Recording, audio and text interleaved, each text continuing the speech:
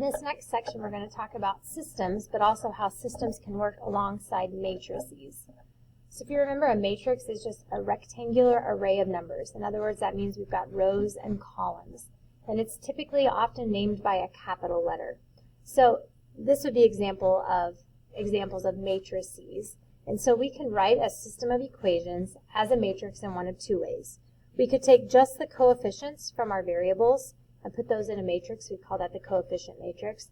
Or more often, we're going to take both the coefficients and the constants from our equations and write what we would call an augmented matrix. So this represents 2x minus 1y equals 1, and 1x plus 2y equals negative 7. If we talk about the order of a matrix, we're describing its size. And we're always going to describe it as the number of rows. Remember, rows run horizontally. So I'm counting how many rows there are horizontally, and then how many columns there are. Columns run up and down, so I would count how many columns there were. We'll often refer to these individual elements, these individual entries, by their position. And again, we're going to refer to the row first and then the column. So A is in row 1 and column 1, and so we would describe this as entry 1, 1. B is still in row 1, but it's in column 2, so this would be 1, 2. 2, 1, and then finally 2, 2. So these numbers here represent first which row number we're in. So the 2 represents row number 2, and the 1 represents column number 1. So when we talk about trying to use a matrix to help us solve a system, we're going to do that in one of two ways. We're either going to put the augmented matrix, remember that's taking the coefficients and the constants and putting that into a matrix. We're going to take that augmented matrix and put it in this form. We call this row echelon form. We want to see ones here on that diagonal. These letters represent constants. So we want zeros showing up in this corner. We want ones on the diagonal. This is what we would call row echelon form. So what it would represent is 1x plus ay's plus bz's is equal to the constant c, and 1y plus dz's equals the constant e, and then 1z is equal to the constant f. So that's what that would represent. Or we want to put it in reduced row echelon form. So these are similar. They both say row echelon. Reduced row echelon, though, we're going to only see constants here. We're going to see the ones on the diagonal. We're still going to see the zeros in the corner, but we're also going to see that these pieces are zeroed out. So the reduced row echelon form would allow us to look at the matrix and say 1x has the value of A, 1y has the value of B, and 1z has the value of C. So rather than having to back substitute like we would here to find our solution, in reduced row echelon form, we already have the values of all three of our variables. Okay, so let's see if we can use a matrix to help us solve a system. So we're going to use the Gauss-Jordan elimination method, similar to the Gaussian elimination that we saw when we worked with systems in 3 variables. So we're borrowing 2 people's names here who have perfected this system. So what we're going to do is use row equivalent operations until we can get the matrix in that reduced row echelon form. Ones on the diagonal, zeros in the rest of that left side of the matrix, and then constants down that far right row. So the row equivalent operations that we can perform are we could interchange, so switch any 2 rows in our matrix. We can multiply every entry in any row by the same constant. We can also add rows together or add multiples of one row to another row. So any of those things are legal. They're all going to keep our system in an equivalent form. So let's see if we can solve this system in 3 variables. Here's my augmented matrix. I've already taken my coefficients and my constants and put them in the augmented matrix. And so my goal is to get it to that reduced row echelon form.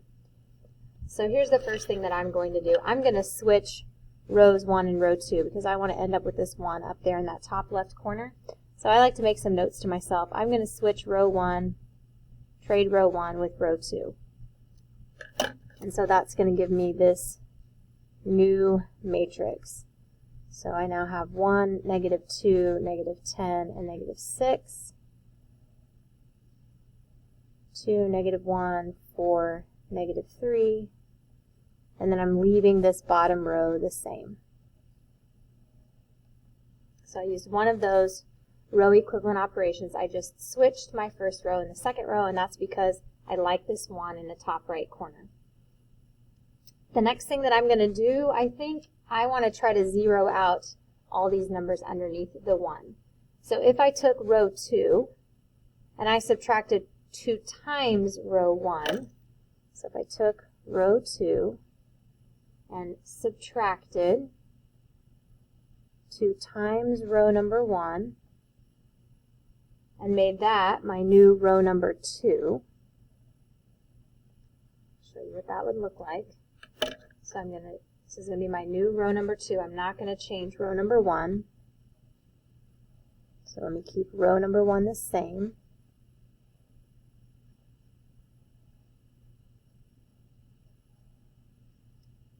So I'm taking row 2 minus twice this amount. So 2 minus 2 times 1 gives me 0.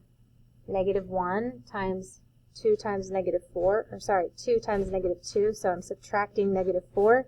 It's the same as adding 4, so that makes this 3. 4 minus 2 times negative 10, well, 2 times negative 10 is negative 20. 4 minus negative 20 would be the same as adding 20, so this becomes 24. And then negative 3 minus 2 times negative 6. So 2 times negative 6 is negative 12. Negative 3 minus negative 12 would be the same as adding 12. And so that gives me 9. So I've got 1, 0. That's good. I would also like this to be a 0. So let me think here. I'm starting with 3. So I could do something similar. If I take my original row 3, and subtract 3 times row number 1, so that I can take 3 minus 3 times 1. I'll make that my new row number 3. So I'm going to go through that same process, and that's going to give me 0, 6, 34, and 25. So I've got 1, I've got zeros down that column. My next goal is going to be that I need this to be a 1. I'm working toward 1s on the diagonal. So if I needed this to become 1,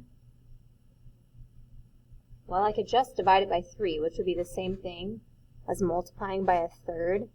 So I'm going to keep, again, row number 1 the same. So far I'm okay with what it looks like.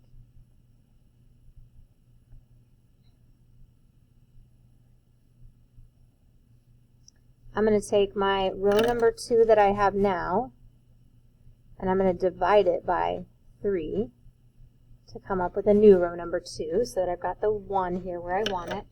So if I divide everything there by 3, and then in my last row I've got a 0 here. I would like another 0 here because I want 1s on the diagonal, 0s in this corner. So if I wanted to get this to be 0, I could take this row 3 and subtract 2 times row 2. So 6 minus 2 times 3, that would give me 0. So I'm going to take row 3 and subtract 2 times row 2 to get a new row 3. So that's going to give me 0, 0, negative 14, and 7. So I'm getting closer. Now what do I want to do next? Well, I need this to be a 1. I need 1s on my diagonal. So if I just took row 3 and divided by negative 14, that would give me a 1 here. So I'm going to take row 3, divide it by negative 14, make that my new row 3.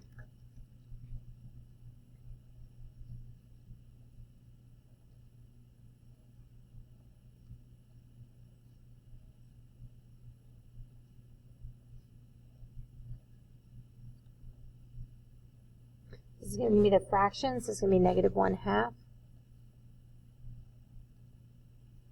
And so So I'm taking a look at what I have here.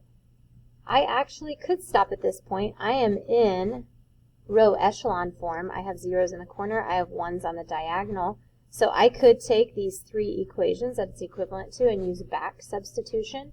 And that would be one way to solve it. Or I can keep working to get zeros in these other spots here so that I can just tell the values of x, y, and z. So I think that's the route I'm going to go. So pause, see if you can figure out what you need to do in row 1 to zero out this middle number, and then join me. So I chose to add row 1 to 2 times row 2, and that allowed me to zero out that middle one. If I looked at my second row, I've got 0, 1, I need this to be a 0. So again, pause and see if you can find a way to make this third element here a 0.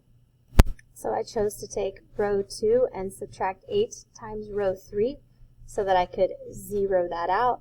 And so that leaves this last one here. I need this 6 to become a 0.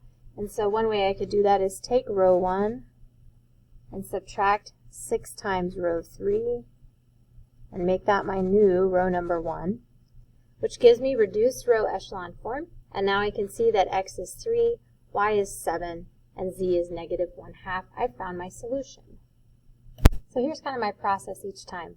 I'm first going to work to get a 1 in this very first spot in my augmented matrix. Then I'm going to work to fill in below that with zeros.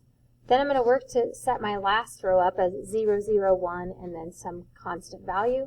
And then finally I'm going to finish making sure that I've got 1s on the diagonal and zeros in all the rest of my spaces. So let's try that then with this system. So first I'm going to set up my augmented matrix, and my next step is going to be I want a 1 here, and then zeros down below that. So here's going to be my plan. And now here's my next move. I'm getting closer to that reduced row echelon form. I'm going to go ahead and take row 3, subtract row 2 to get a new row 3. But then notice what happens. I've zeroed out this entire bottom row. So this is going to be one of these special cases where I really have a dependent system because my x and y values depend on z. So this augmented matrix represents the system x minus 3y minus 2z equals 7, and 1y plus 1z equals negative 3. So just like with the dependent systems that we saw in our last section, we're going to try to first solve that second equation for y, and then we're going to substitute that y value back into this first equation and solve that for x. So now I know that both y and x can be expressed in terms of z. And so I'm going to say there are infinitely many solutions to this system of the form, when I know z, x is negative z minus 2, and when I know z, my y value is negative z minus 3. Here's one more example of what I might call a special case. So as I work through to get a 1 as my first element, zero out the rest of that first column, and then I work to fill in 0, 0, 1 across the bottom, what I end up with is 0, 0, 0, negative 20, which is basically saying that 0 x, y's, and z's is equal to negative 20. And since 0 is never going to be equal to negative 20, that's a contradiction, then I would stop at this point and say this is one of those systems that has no solution.